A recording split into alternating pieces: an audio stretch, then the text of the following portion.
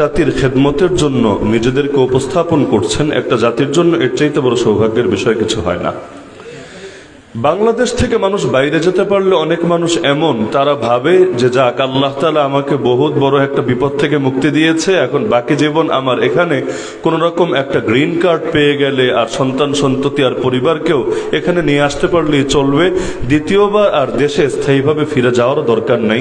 সেখানে ইউকেতে থেকে এবং সেখানে খুব ভালো অবস্থানে থেকে সকলের নিকট পরিচিত মুখ এবং বিশিষ্ট ব্যক্তিত্ব হওয়া সত্ত্বেও এই যে দেশের জন্য তার মন টানছে এবং নিজের পকেটের পয়সা খরচ করে, এক অনিশ্চয়তার পেছনেও নিজের পকেটের পয়সা খরচ করে যে জাতির খেদমতে নিজেকে নিবেদিত করছে, আমি তো মনে করি হাজারবার কৃতজ্ঞতা আদায় করলেও এটা কৃতজ্ঞতার হক আদায় করা যাবে না।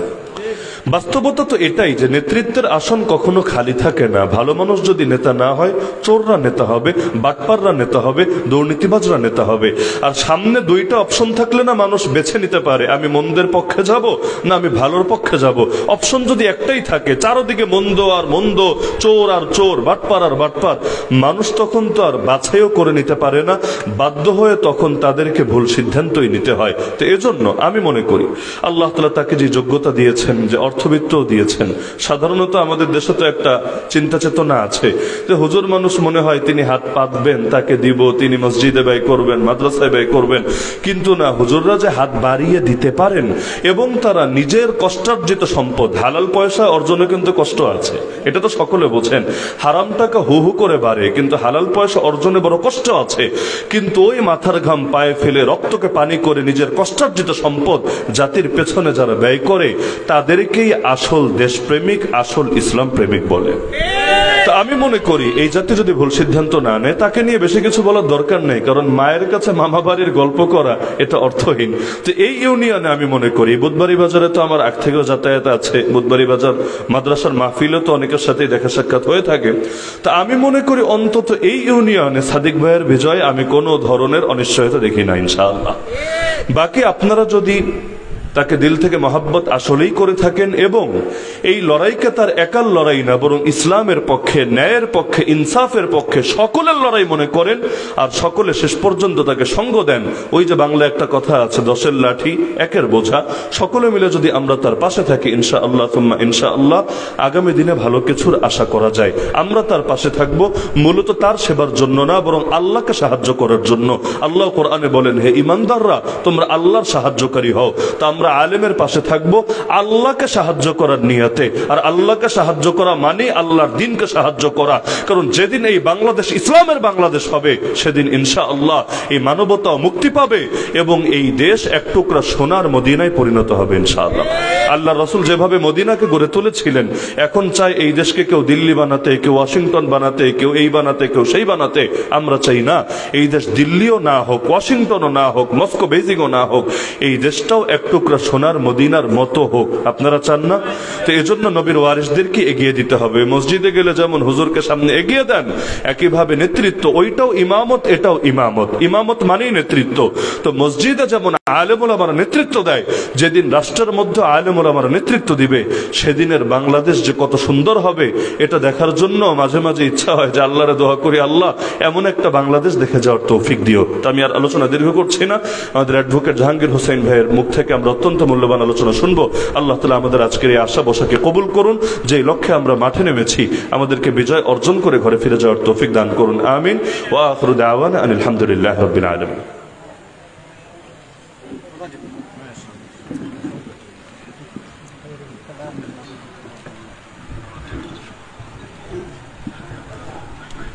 সম্মানিত উপস্থিতি, বাবরি মসজিদ আন্দোলনের বিরুদ্ধে, বাবরি মসজিদ ভাঙ্গার প্রতিবাদে বাংলাদেশ থেকে হয়ে যাওয়া সেই ঐতিহাসিক বাবরি মসজিদ লং মার্চের বিশিষ্ট ছাত্র নেতা, জ্ঞান অর্জন, চরিত্র গঠন ও সমাজ বিপ্লবের বলিষ্ঠ উচ্চারণ, বাংলাদেশ ইসলামী ছাত্র মজলিসের সাবেক কেন্দ্রীয় সভাপতি, 1992-93 সালের ঢাকার রাজপথের বিশিষ্ট সৈনিক, খেলাফত মজলিস খেলাফত মজলিসের যুগ্ম মহাসচিব অ্যাডভোকেট জনাব জাহাঙ্গীর হুসাইন এই মুহূর্তে বক্তব্য নিয়ে আসছেন খেলাফত মজলিসের মহাসচিব জনাব অ্যাডভোকেট জাহাঙ্গীর হুসাইন।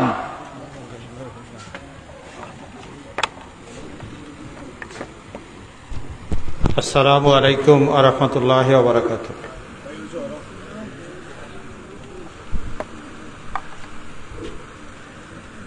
বাণীগঞ্জ বাজার না বাণীগ্রাম বাজার, বুধবাড়ি ইউনিয়ন,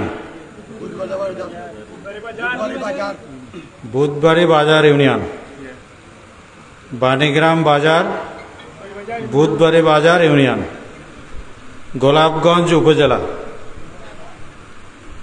গোলাপগঞ্জ বিয়ানীবাজার সংসদীয় আসন, সিলেট ৬,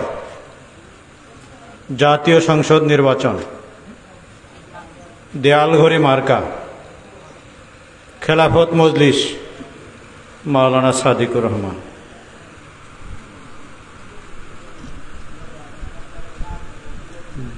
বাণীগ্রাম বাজার থেকে মাওলানা সাদিকুর রহমান কত দূর? কোনো দূর আছে? দূর নাই। মাঝে আমি অনেকগুলো কথা বললাম, সেগুলোও তো এর মধ্যে আছে না? শুরুতেই আমি বাণীগ্রাম বাজারের মাটি এবং মানুষের প্রতি শ্রদ্ধা জানাচ্ছি। এই মাটিতে জন্মগ্রহণ করেছেন মাওলানা সাদিকুর রহমান। এখানে বড় হয়েছেন, শিক্ষা গ্রহণ করেছেন, প্রবাসে গিয়েছেন, সম্মান সুখ্যাতি অর্জন করেছেন। এটা কি শুধু ব্যক্তি মাওলানা সাদিকুর রহমানের সম্মান সুনাম, না বাণীগ্রাম বাজার বুধবাড়ি বাজার ইউনিয়নের সম্মান শ্রদ্ধা? খেলাফত মজলিস মনোনয়ন দিয়েছেন মাওলানা সাদিকুর রহমানকে, কিন্তু খেলাফত মজলিস মাওলানা সাদিকুর রহমানকে পেয়েছে কোথায়? আল্লাহ রব্বুল আলামিন তাকে এই বাণীগ্রাম বাজারে যদি না পাঠাতেন তাহলে কি খেলাফত মজলিস তাকে খুঁজে পেত? তিনি যদি এই মাটিতে জন্মগ্রহণ করে লেখাপড়া না করতেন তাহলে কি তিনি লন্ডন যেতে পারতেন? তিনি লন্ডন গিয়ে যদি সুনাম শিক্ষার্থী অর্জন করতে না পারতেন তাহলে কি খেলাফত মজলিস তাকে মনোনয়ন দিতে পারতেন? তাহলে সব কিছুর কৃতিত্ব হচ্ছে বাণীগ্রাম বাজারের। মাওলানা সাদিকুর রহমান সাহেবের সাথে আমার সম্পর্ক একটা, তা হচ্ছে উনি আমার একজন বন্ধু। আপনাদের সাথে সম্পর্ক কয়টা? জি, একটা? কয়েকটা। প্রথম সম্পর্ক হচ্ছে উনি এই মাটির সন্তান, তার মানে আপনাদের সন্তান। দ্বিতীয় সম্পর্ক হচ্ছে উনি এখানে লেখাপড়া করেছেন। উনি কারো ভাই, কারো বন্ধু, কারো প্রতিবেশী, কারো আত্মীয়, কারো স্বজন। তাহলে আপনাদের সম্পর্ক বেশি না আমার সম্পর্ক বেশি? ওনাকে ভোট দেওয়ার প্রয়োজন কি আমার বেশি না আপনাদের বেশি? আমি ওনাকে প্রার্থী হিসেবে ঘোষণা করতে পারলাম, আমার কি ভোট দেওয়ার ক্ষমতা আছে? ভোট দেওয়ার ক্ষমতা কাদের? আপনাদের। উনি খেলাফত মজলিসের মনোনীত প্রার্থী। আমরা বিভিন্ন দলের প্রার্থী বিভিন্ন সময়ে পেয়েছি, এবারেও পাব, আগামীতেও আল্লাহ দেখার সুযোগ দিলে আগামীতেও পাব। খেলাফত মজলিস হচ্ছে একটি আদর্শিক রাজনৈতিক সংগঠন। খেলাফত মজলিসের আদর্শ হচ্ছে ইসলাম। ইসলাম হচ্ছে আল্লাহর দেওয়া একটি পূর্ণাঙ্গ জীবন বিধান। খেলাফত মজলিস মনে করে মানুষের জন্ম থেকে মৃত্যু পর্যন্ত, সকাল থেকে সন্ধ্যা পর্যন্ত, সন্ধ্যা থেকে সকাল পর্যন্ত যত কাজ আছে এই সকল কাজের বিধান এবং ব্যবস্থা একমাত্র ইসলামের মধ্যে আছে। আপনারা কি সে বিশ্বাস করেন? এবং খেলাফত মজলিস আরো মনে করে মানুষের সকল প্রকার কল্যাণ, মানুষের সকল সমস্যার সমাধান তখনই সম্ভব যখন মানুষ তার জীবনের সকল কর্মকাণ্ড ইসলামের আলোকে পরিচালিত করে। তাছাড়া অন্য কোনো পথে মতে মানুষের জীবনের সকল সমস্যার সমাধান সম্ভব না। মানুষের জীবনে পরিপূর্ণ শান্তি আসা সম্ভব না। মানুষের দুনিয়া এবং পরকালের নাজাত সম্ভব নয়। আর সে কারণেই খেলাফত মজলিস তার আদর্শ হিসাবে সর্বোত্তম সর্বশ্রেষ্ঠ জীবন আদর্শ ইসলামকে গ্রহণ করেছে। খেলাফত মজলিসের রাজনীতি হচ্ছে মানুষের কল্যাণ। খেলাফত মজলিসের রাজনীতি হচ্ছে বিভেদ নয় ঐক্য, কল্যাণমূলক রাষ্ট্র। খেলাফত মজলিস মনে করে রাজনীতিতে যদি বিভেদ থাকে তাহলে সেই রাজনীতি কখনো মানুষের জন্য, সমাজের জন্য, দেশের জন্য কল্যাণ আসতে পারে না। রাজনীতিতে ভিন্ন মত থাকবে, প্রতিযোগিতা থাকবে, কিন্তু প্রতিহিংসা থাকবে না। রাজনীতিতে শিষ্টাচার থাকবে, শ্রদ্ধাবোধ থাকবে, প্রতিযোগিতা থাকবে, কিন্তু সন্ত্রাস, নির্মূল, প্রতিহিংসা, খুন এগুলো থাকবে না। দুঃখজনক হলেও সত্য, রাজনীতিতে যা থাকা উচিত তা বর্তমানের রাজনীতিতে অনেক ক্ষেত্রেই নেই। রাজনীতিতে যা থাকা উচিত না তার অনেক কিছুই বর্তমান রাজনৈতিক শিষ্টাচারে আছে। খেলাফত মজলিস মনে করে এই দেশের কল্যাণের জন্য সেই রাজনীতি দরকার যে রাজনীতি হিংসা, বিদ্বেষ,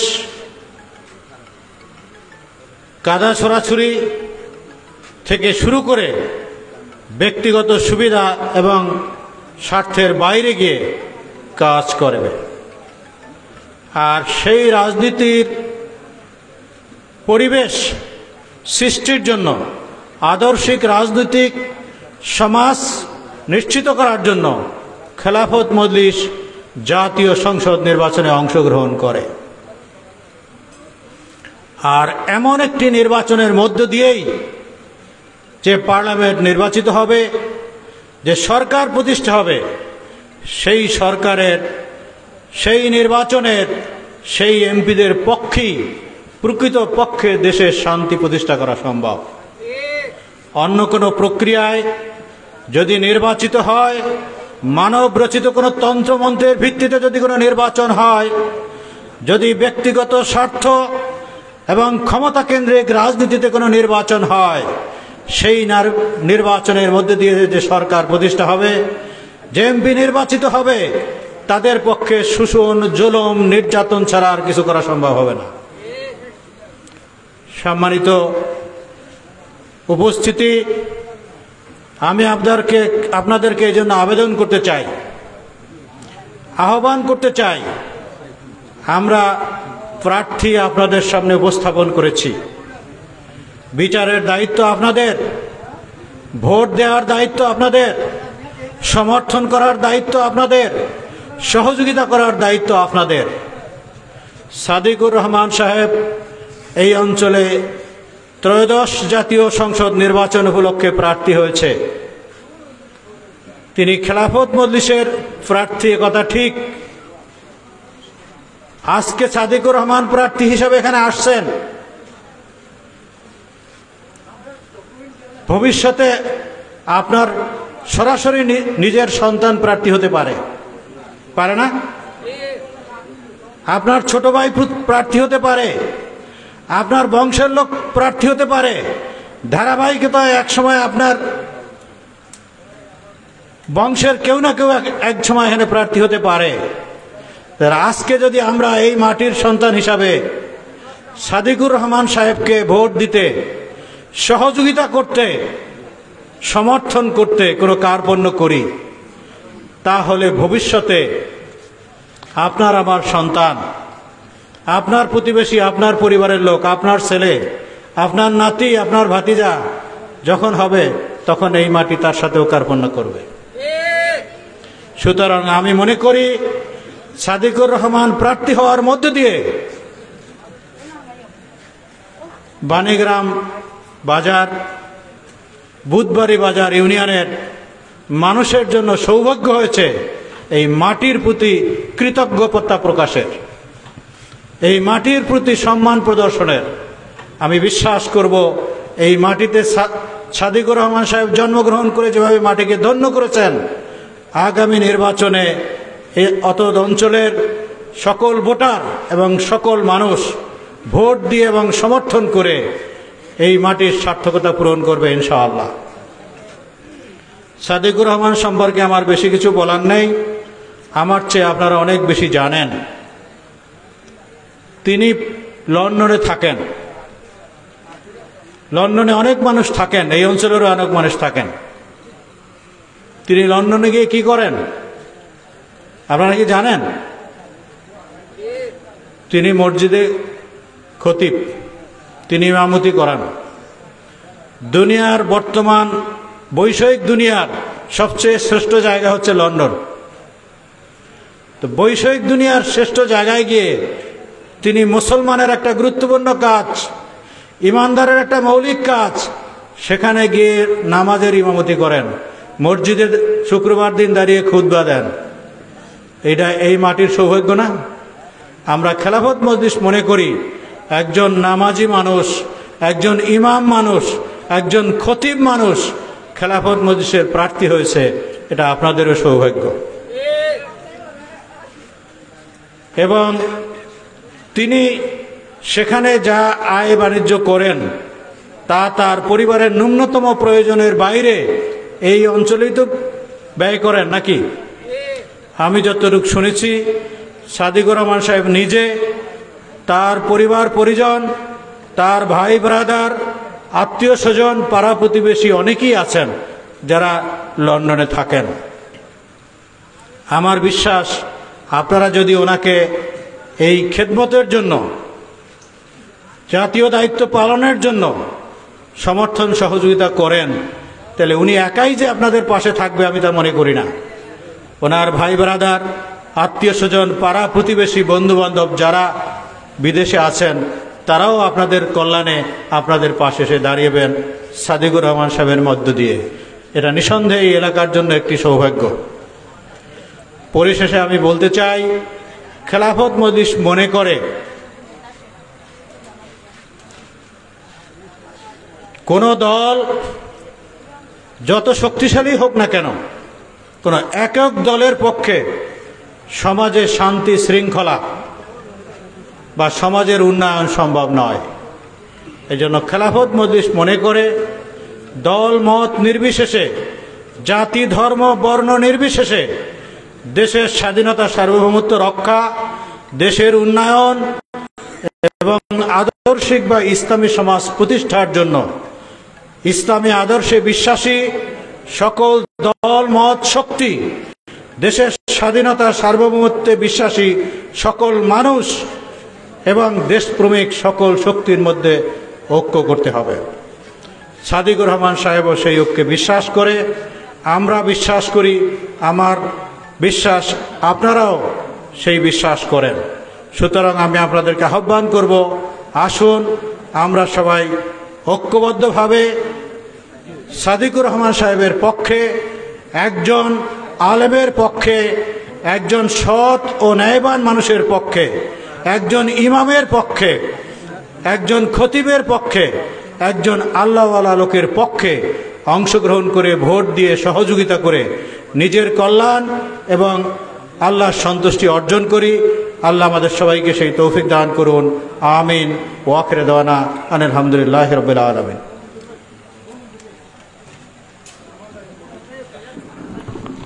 ধন্যবাদ। সম্মানিত উপস্থিতি, আমরা একেবারে শেষ পর্যায়ে চলে আসছি। এ পর্যায়ে আজকের এই সভার সভাপতির বক্তব্য রাখছেন গোলাপগঞ্জ উপজেলা খেলাফত মজলিসের সম্মানিত সহ সভাপতি, এই বুধবাড়ি বাজার ইউনিয়নের কৃতি সন্তান জনাব মাওলানা আলী আহমদ। জনাব মাওলানা আলী আহমদ আজকে সভার সভাপতির বক্তব্য রাখছেন। আলহামদুলিল্লাহি রাব্বিল আলামিন ওয়াল আকিবাতু লিল মুত্তাকিন ওয়াস সালাতু ওয়াস সালামু আলা আশরাফিল আমবিয়া ওয়াল মুরসালিন। সম্মানিত ভাই পরিচালক, উপস্থিত মহামান্য গড়ির প্রতীকের প্রার্থী, খেলাফত মজলিসের মনোনীত প্রার্থী জনাব মৌলানা সাদিকুর রহমান সাহেব, উপস্থিত প্রধান অতিথি, বিশেষ অতিথি এবং অন্যান্য দায়িত্বশীল এবং আমার সহকর্মীবৃন্দ, এলাকার মুরব্বিয়ান, সাংবাদিক বন্ধুগণ, সকল সর্বস্তরের যে স্তর থেকে এসে আমাদেরকে সহযোগিতা করেছেন, সাহায্য করেছেন, প্রোগ্রামকে সফল করেছেন, সকল পর্যায়ে সহযোগিতার জন্য আপনাদেরকে ধন্যবাদ জানাচ্ছি, আন্তরিক মুবারকবাদ জানাচ্ছি। আমাদের এই মাহফিলের মধ্যে যারা বক্তব্য দিয়েছেন, এছাড়া অনেক বক্তা এবং অনেক বিজ্ঞ ব্যক্তিগণ আমাদের মধ্যে উপস্থিত হয়েছেন। বিশেষ করে গত নির্বাচনের খাজুরগাছ প্রতীকের জমিয়তের প্রার্থী জনাব শামসুদ্দিন মামা আমাদের মধ্যে উপস্থিত আছেন। একটু দেরিতে আসা এবং আমাদের সময়ের স্বল্পতার কারণে আমরা ইনিকে বক্তব্য দিতে পারিনি, এজন্য আন্তরিকভাবে দুঃখিত। এছাড়া আরও যারা এখানে আসছেন অনেকেই আমরা বক্তব্যের সুযোগ করে দিতে পারিনি। আমাদের এখানে কিছু খাবারের ব্যবস্থা করা হয়েছে, এখনই খাবারগুলো এখানে আপনারা বসে থাকবেন, এই জায়গায় বিতরণ করা হয়ে যাবে, আপনারা দাওয়াত খেয়ে যাবেন। আর বাড়িতেও সিন্নির ব্যবস্থা আছে। আর এরই মধ্য দিয়ে আমাদের আজকের এই জনসভার কাজ এখানেই সমাপ্ত হবে। সর্বশেষ মোনাজাত পরিচালনা করবেন হযরত মাওলানা আলী হাসান উসামা সাহেব। আলী হাসান উসামা সাহেবকে আজকের মোনাজাত পরিচালনা করে জনসভার সমাপ্ত করার জন্য অনুরোধ করছি।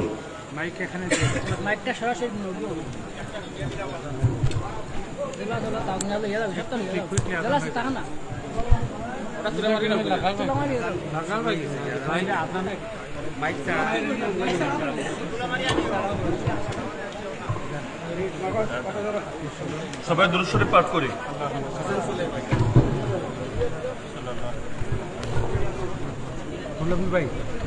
আলহামদুলিল্লাহি রাব্বিল আলামিন والصلاه والسلام على سيد المرسلين وعلى اله واصحابه اجمعين يا رب العالمين يا ارحم الراحمين يا احكم الحاكمين। يا আল্লাহ, আপনি আমাদের আজকের এই জনসভাকে কবুল করে নেন।